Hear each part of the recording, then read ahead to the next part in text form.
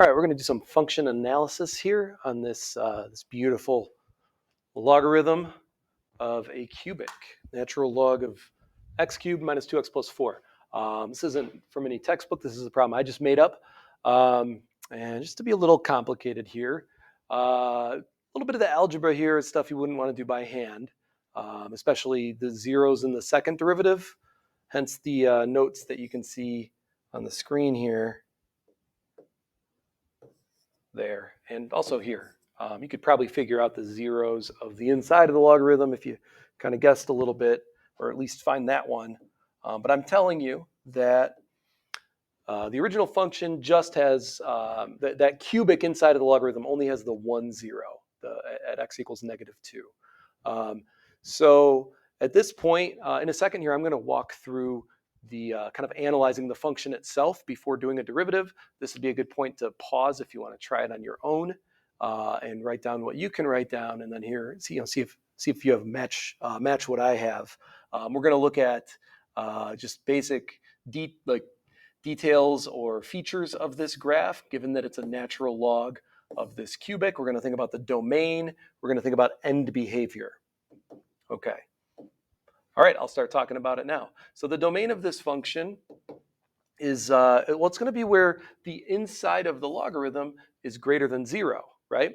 And since the inside of a logarithm is the cubic function in there, and it only has a 0 at x equals -2, and it's a cubic with a positive lead term coefficient, that means that cubic, if we just graph this cubic, maybe it looks like this, or maybe it's just one of these kind of cubics. Either way, if it only has one real 0, it's going to be positive to the right of that 0 and negative to the left of that 0 if it's got a positive lead term coefficient like this one does, right? It's 1x cubed, positive 1x cubed. So that means that cubic is positive for all values to the right of -2, and it's negative for all values to the left of -2. So our domain then is just -2 to infinity, because you can only take the natural log of a positive number, right? If we're talking about real numbers, which is what we're working with in this class. So that's our domain, just -2 to infinity. Notice I'm not including the -2. What does f have at -2, at x equals -2, right? It's a logarithm, and that's where the inside of the logarithm is 0. So that's a vertical asymptote, right? A log of the parent function, natural log of x, it has a vertical asymptote at x equals 0. It approaches -infinity there, right? Which is something we'll talk about in a second. So this function has a vertical asymptote at x equals 0. And then, end behavior. So the left end behavior is just, kind of at this, as we approach that point there, right? -2. So the limit as x approaches -2 from the right, right? Because there is nothing to the left of -2 in our domain, of f of x is, and it's what we were just saying, it's -infinity, right? This function, it's a cubic again, it's positive to the right of the 0. So as you approach that 0, your y values of the cubic are going to be tiny positive values, teeny tiny positive values.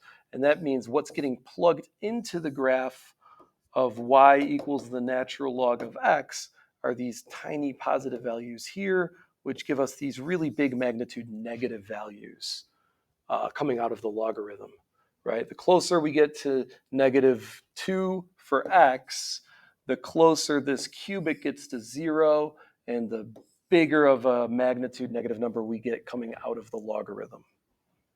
Okay, so that's that end behavior. And then if you want to look at the right end behavior, we're talking about what happens to f as x approaches positive infinity, because the domain goes all the way to the right. And so as x goes to positive infinity, that cubic also goes to positive infinity, approaches positive infinity. And the natural log of something approaching infinity is going to also approach infinity. So there's our right end behavior. All right. So we got domain, we got a vertical asymptote, we got left end behavior and right end behavior, headed up to that vertical asymptote on the left end, headed out all the way out to the right on the right end. One thing we don't have is a 0, and that's okay. We could kind of estimate where the 0 is. This is one where, once again, you're not going to want to try to find that using algebra by hand. It's you'd be looking for where this equals 1, right? The natural log of 1 is 0. And so you'd get x cubed minus 2x plus 3 equals 0. Not an easy cubic to solve by hand. Instead of doing that, let's just kind of maybe find a couple of easy points. For instance, I can't find f of negative 2, right? That just gives me the natural log of 0, which is undefined. But if I plug in negative 1, I'm going to get the natural log of negative 1 plus 2 plus 4, which is the natural log of 5. Okay, that's a small positive number, right? Like 1.5-ish maybe. If I find f of 0 to get the y-intercept, then that's just going to be the natural log of 4, which is actually smaller than the natural log of 5. I could plug in a couple more. I have enough now, though, to realize if my 0 is at negative 2 and f of negative 1 is a positive value, then that means the 0, I'm sorry, I didn't the 0. If my vertical asymptote is at x equals negative 2, because that's a 0 of the inside, then we're going from something that's approaching negative infinity, right, up to a positive value by the time we get to x equals negative 1. So between x equals negative 2 and x equals negative 1, we go from huge magnitude negative numbers to this fairly small positive number. So it's somewhere between those, right? It's between negative 2 and negative 1 for sure is where that 0 of f occurs. So I'm just going to write that down. And you could prove that with the intermediate value theorem. F has 1, 0. Well, do we know it's only 1, 0 at this point? I know, but maybe we'll know a little more once we have f prime of x. We'll see. Anyway, has a 0, let's say, at least 1, 0, between x equals negative 2 and x equals negative 1.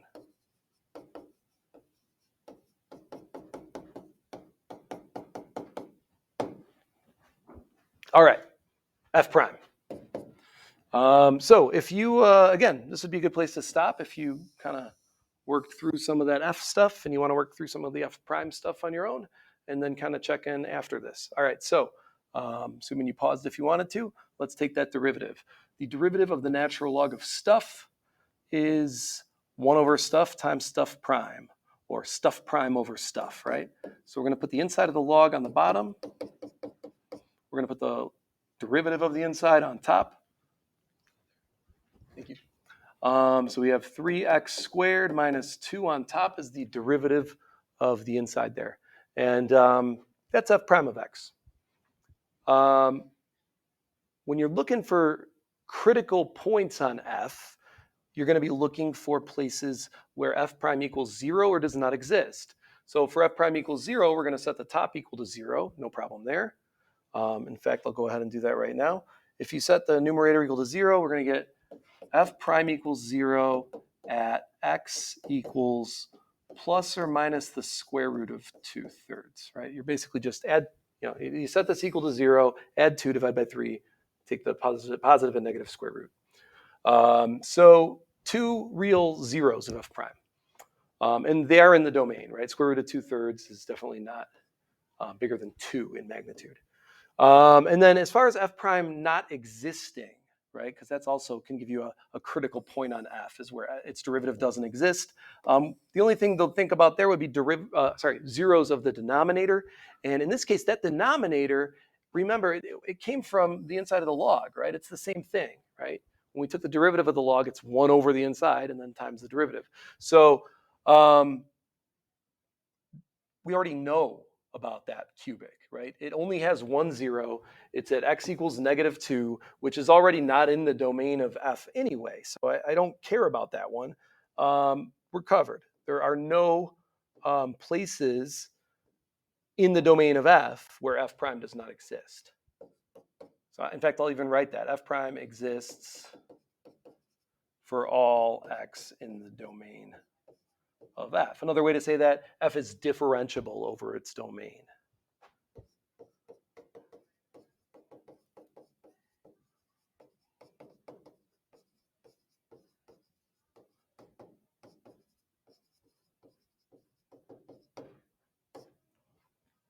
All right, so I want to make a little sign chart for f prime.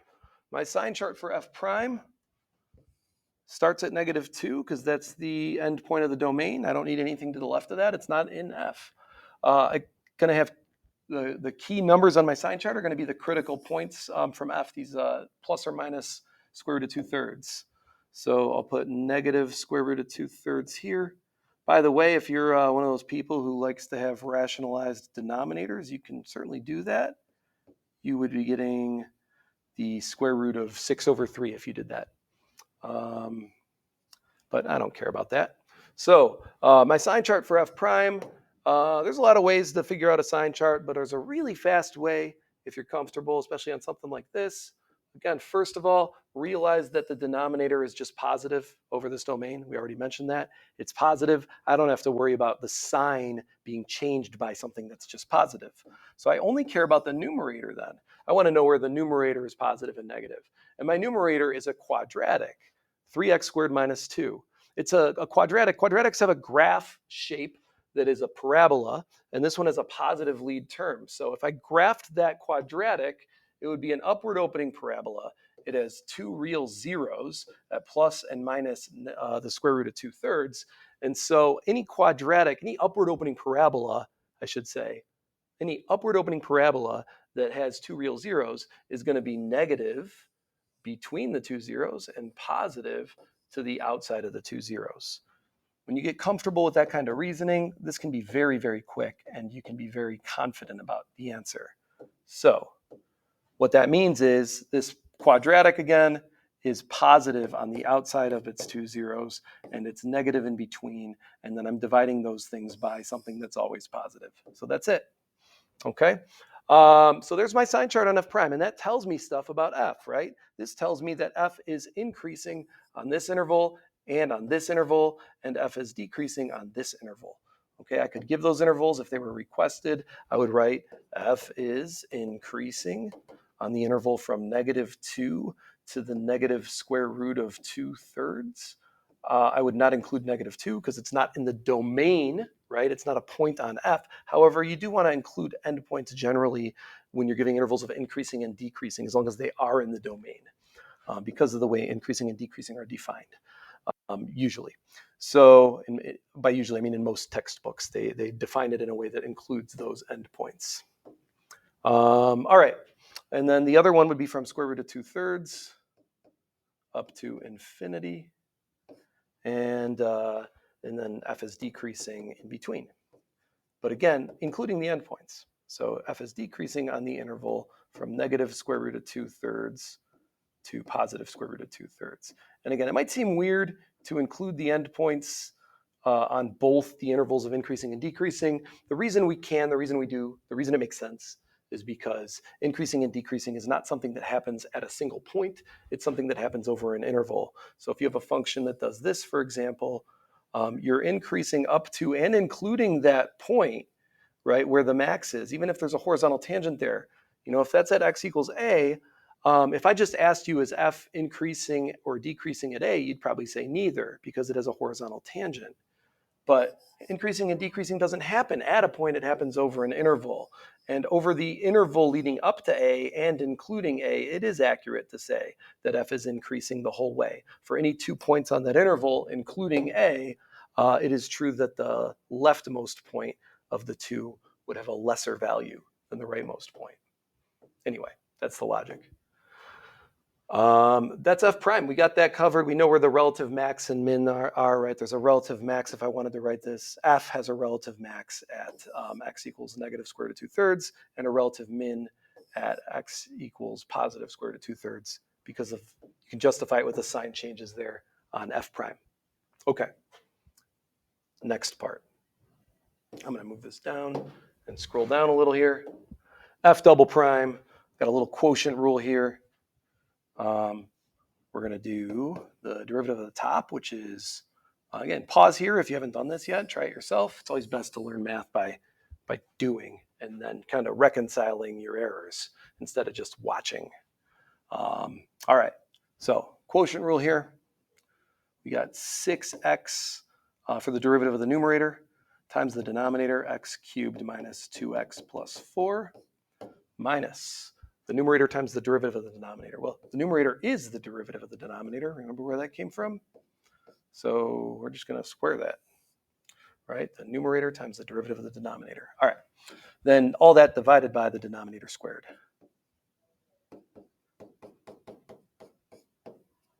Okay, and I am going to go ahead and simplify that numerator. Off to the side here, let me just kind of do a little side work. When I distribute the 6x, here's what I'm going to get. I'm going to get 6x to the fourth minus 12x squared plus 24x. And then what I like to do is when I see that there's going to be some like terms, I like to kind of line them up vertically in my like side work here, you know? So when I square this binomial, it's being subtracted also. I'm going to get a 9x to the fourth, right? And it's subtracted, so I'll put a negative there. And then I'm going to get a, negative 6x squared and another negative 6x squared, so negative 12x squared. But it's subtracted, so it's going to be plus 12x squared. And then finally, I'm going to have a positive 4 that is subtracted. Negative 2 squared is positive 4, and then the negative in front. So minus, here, I'll put that out to the side here, minus 4. And what I get then is negative 3x to the fourth.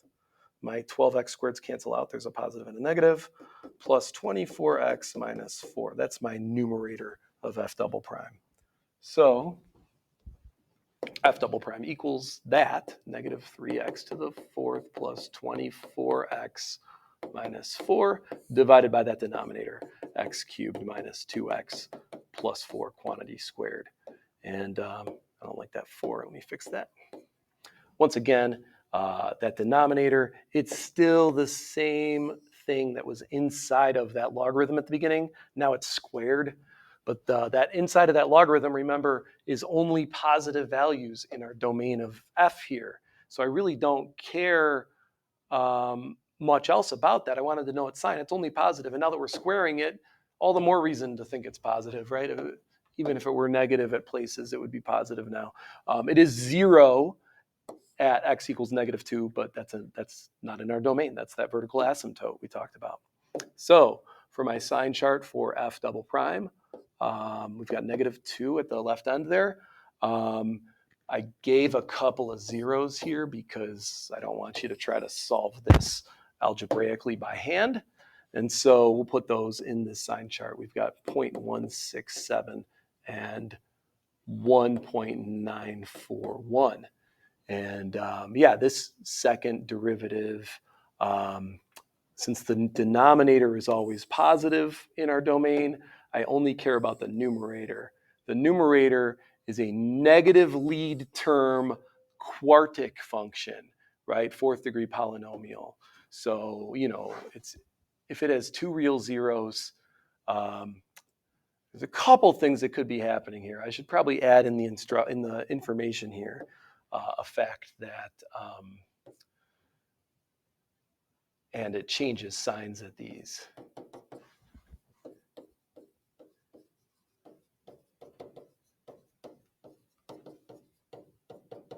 Okay, so it is, you could have a quartic function that looks like that. If it's got a negative lead term, it could look like that. It could look like a lot of things. The reason I just added this note is because if it looked like the second one and those were at the same height, it would be possible to have two zeros and not have that sign change, but it does change signs here. So whatever it looks like, it doesn't have too many ups and downs, right? It's just fourth degree. So if it only has two zeros, it's going to be negative for sure on the outsides of the two zeros because it's got that negative lead term. And if it changes signs at both, then it's going to be positive in between them. So my point is we have this sign chart here. It's negative, positive, negative. Okay, and with that information, we have done pretty much the analysis we want to do. I could answer questions about F being, concave up or concave down. F is concave down on the intervals -2 to 0.167 and 1.941 to infinity. If you're writing that, you generally do not include endpoints for concavity. So I would say F is concave down, -2 to 0.167, comma, again, commas between these intervals here, not union, 1.941 to infinity. You want commas between the intervals here, not union, because union implies that they're together as one set of numbers, but this concavity only exists within each interval. It's like separate within each interval. And F is concave up in between 0.167 and 1.941. And again, with most textbooks, the way they define concavity, you would not include these endpoints. So that's it. We have the concavity for F. We have points of inflection then at x equals 0.167 and 1.941. So when I want to put all this together, I have a few points that I kind of figured out. I'm not going to worry much about the y values here. Just, I want to pay attention to where that 0 is. I have the end behavior down on the left at the vertical asymptote at x equals -2, up to the right. And the big things, those relative extrema, and then our points of inflection and the concavity we know, okay? So now we can sketch this graph. At -2, we've got our vertical asymptote, and then we know we're going down to -infinity on the right side of it. We know we go up to positive infinity on the right, but I'm going to hold off there for now until we think about the concavity and stuff. The concavity. -1, square root of 2/3. 2/3 is like 0.67, 0.666, right? 64 is 8 squared, so that's going to be about 0.8. It's a little more than 0.8. I don't care exactly, I just want to be roughly right, so about there. That negative square root of 2/3, where I just kind of made this little dot here, that's where my relative max is, right? Where f prime changes positive to negative. At positive square root of 2/3, so same distance on the other side at 1, I'm going to have my relative minimum. And so we're going to have a max here. I'm just going to put a max, smooth max, because it is the derivative does equal 0 there, so it has a horizontal tangent. Same thing at this minimum. I know it's positive there. Actually, do I? Let's see. Just to the, if I plug 1 in, I did plug some values in on the other page there. F of 1 is the natural log of 1 minus 2 plus 4. Yeah, I think we're pretty safe. This is the natural log of 3. If we plugged like 0.8 in there, I'm just trying to make sure that would be like 0.5 minus 1.6 plus. Yeah, I think we're covered. I think we're going to be, well, maybe I don't know exactly where that. I think it's good though. I think we're positive there. It might be. Oh, there weren't any other zeros. I said that earlier. Okay, so it is positive here. We did say it's positive on this interval, and there's these points of inflection here at like about 1/6, right at 0.167. So it's about there. And there's another point of inflection out here close to 2. It's at like 1.941. So very, very close to 2, probably closer than I just drew it. And so we need to have this relative max here connect to, it needs to go down toward this vertical asymptote. And so somewhere in there, remember we said there'd be a 0 over here somewhere. And again, this maximum is at that point there, that negative square root of 2/3. And then we're going to connect to this relative minimum at the positive square root of 2/3. And we're going to have our point of inflection right here at about 0.167. So it's going to go kind of like this and then like this. Just want to kind of emphasize that change in concavity there. A little easier with like a pencil, or you can kind of erase a little as you go, but you get the idea. Okay, and then we have our other point of inflection out here. So when we hit that kind of dotted line I'm making there, I want to just change from concave up to concave down.